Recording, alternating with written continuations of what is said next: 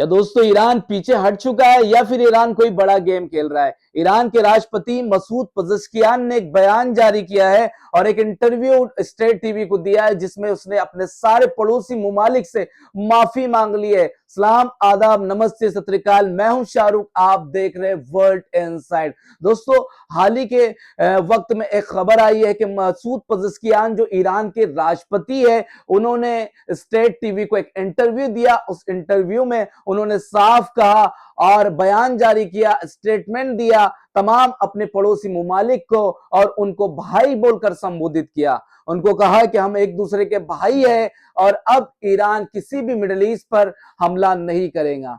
और उन्होंने उनसे माफी मांग ली, खुद की तरफ से भी और पूरे ईरान की तरफ से भी। क्या दोस्तों, ईरान एक बड़ा गेम खेल चुका है, पहले इनको बुरी तरह से तबाह कर चुका है, इनके मिडिल ईस्ट में जो यूएस के बेसिस थे उनको खत्म कर चुका है, एयरपोर्ट पे हमले कर चुका है, जो बड़ी बड़ी बिल्डिंग्स थी, उनके बड़े इंफ्रास्ट्रक्चर थे, उसको खत्म करने, उनको बर्बाद करने के बाद में ईरान ने बयान जारी कर दिया है कि हम माफी चाहते हैं कि हमने आप पर हमला किया। और ये हमला किस लिए था आप बखूबी जानते हैं, क्योंकि यूएस उन बेसिस का यूज कर सकता था, उनका इस्तेमाल कर सकता था हमको नुकसान पहुंचाने के लिए। आप हमारे भाई है, हमने आपको नुकसान नहीं पहुंचाया है और अगली बातचीत हम जो डिप्लोमेटिक तरीके से सॉल्व करेंगे, यानी डिप्लोमेटिक तरीके का इस्तेमाल किया जाएगा अगली बातचीत के लिए। अब हम किसी मिडिल ईस्ट के देशों के ऊपर, खाड़ी देशों के ऊपर हमला नहीं करेंगे। हम तब तक हमला नहीं करेंगे जब तक आप हमारे ऊपर हमला ना कर दे। और उन्होंने बार बार भाई बोल के संबोधित किया, यानी एक तरफ इसने पूरी तरीके से इनको पेल दिया और दूसरी तरफ अब इन्होंने एक बड़ा गेम खेल लिया ईरान ने और दोस्ती का और भाईचारे का हाथ सामने बढ़ा दिया और कहा कि हम लोग डिप्लोमेटिक तरीके से बात करेंगे। दोस्तों,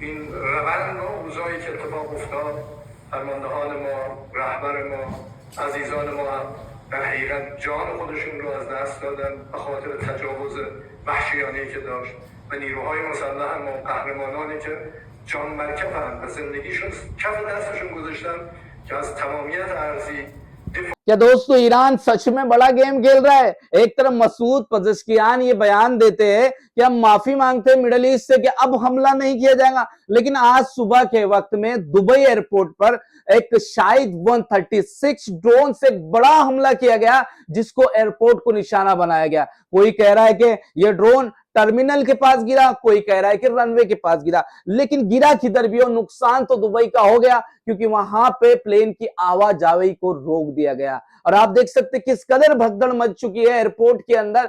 एक तरफ ईरान बोल रहा है कि हम हमला नहीं करेंगे, लेकिन सुबह सुबह वो सारे हमले कर चुका है। तो दोस्तों, ये दुबई में एक बड़ा हमला माना जा रहा है, जिसके बाद एयरपोर्ट पे सारे ऑपरेशंस को रोक दिया गया, सारे कामों को रोक दिया गया और वहां पे सारी फ्लाइट को डिले कर दिया गया। कुछ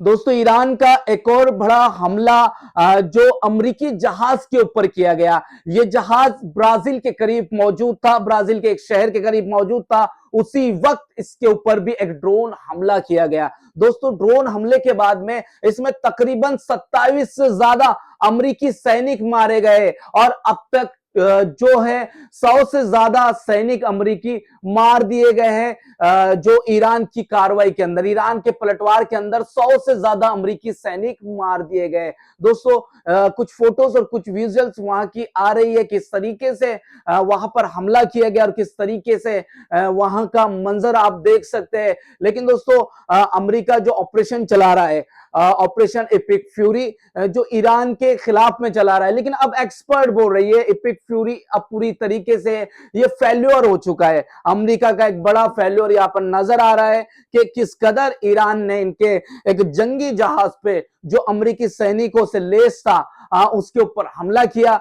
और तकरीबन 100 के करीब आंकड़ा पहुंच चुका है। जिस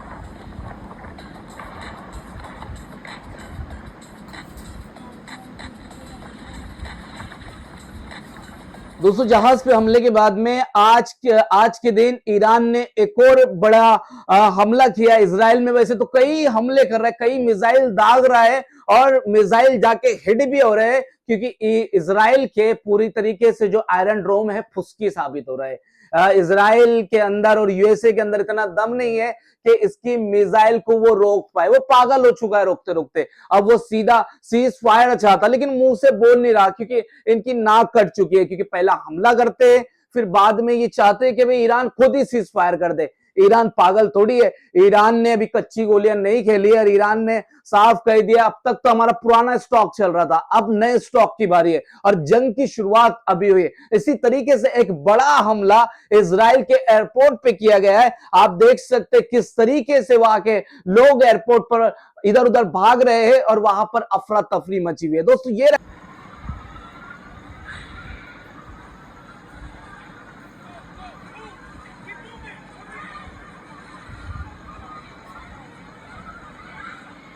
दोस्तों इतना कुछ होता हुआ देख अमेरिका तिलमिला गया और अमेरिका के व्हाइट हाउस का बयान आया है। व्हाइट हाउस के बयान में कहा जा रहा है कि अब ईरान पे सिर्फ पाबंदी लगाने से काम नहीं चलने वाला, अब हम ईरान के ऑयल को भी जब्त करेंगे। जिस तरीके से हमने वेनेजुएला का ऑयल जब्त किया, वहां के प्रेसिडेंट को गायब किया, उसी तरीके से अब हम ईरान में ऑपरेशन चलाएंगे। और ये लोग 2023 के अंदर भी एक जहाज पर से 8 लाख बैरल का ऑयल को जब्त कर चुके थे। अब दोस्तों इतना रगड़े जाने के बाद, इतना पेले जाने के बाद डोनाल्ड ट्रंप कहीं मुंह दिखाने लायक ही नहीं रहा, लेकिन फिर भी इसकी अकड़ टूटने का नाम नहीं ले रही। तो व्हाइट हाउस ने बयान जारी कर दिया है कि हम अब ईरान का ऑयल जब्त करेंगे। अरे अभी तो कुछ नहीं किया तो इतना फैल रहे, अगर ऑयल पे नजर डाली तो पता नहीं किधर किधर कौन कौन से कोने में ले जाकर मारेंगे।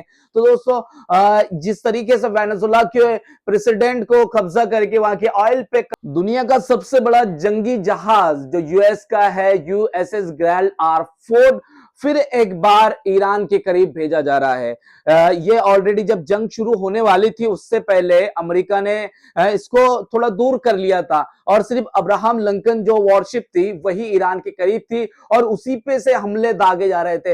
लेकिन ईरान ने ऐसी चोट पहुंचाई, ऐसा जख्म पहुंचाया कि अब्राहम लिंकन को ईरान से जो तकरीबन 1000 किलोमीटर दूर जाना पड़ा।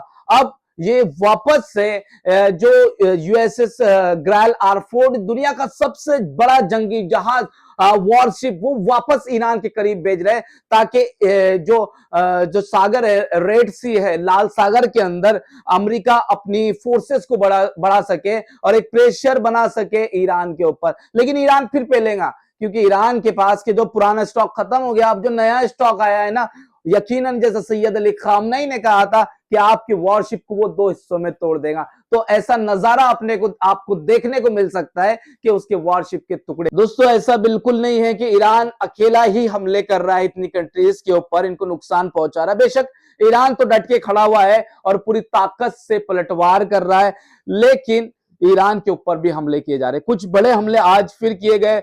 जो तेहरान के मिलिट्री फैसिलिटीज है वहां पर यूएस और इजराइल ने एक ज्वाइंट अटैक किया, काफी बड़ा अटैक था। आप देख सकते हैं वीडियो के अंदर किस कदर वहां से धुआं उठ रहा है। तो दोस्तों ये थी आज की स्पेशल रिपोर्ट। अगर मेरे चैनल को अब तक सब्सक्राइब नहीं किया है तो प्लीज